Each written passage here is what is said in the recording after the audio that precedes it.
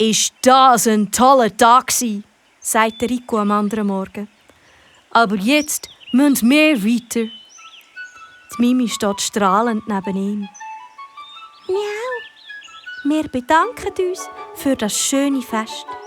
Es war die lustigste Zirkusvorstellung, die wir je erlebt haben», sagt sie.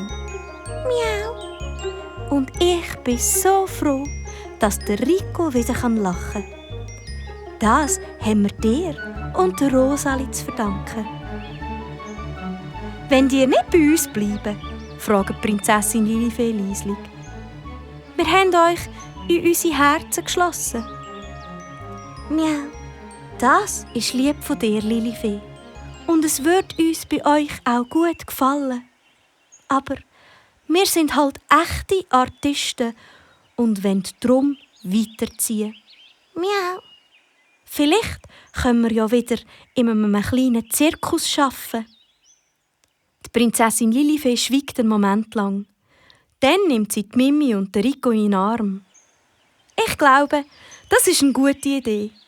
Aber ich würde mich freuen, wenn wir uns eines Tages in meinem Feenreich wieder sehen würden.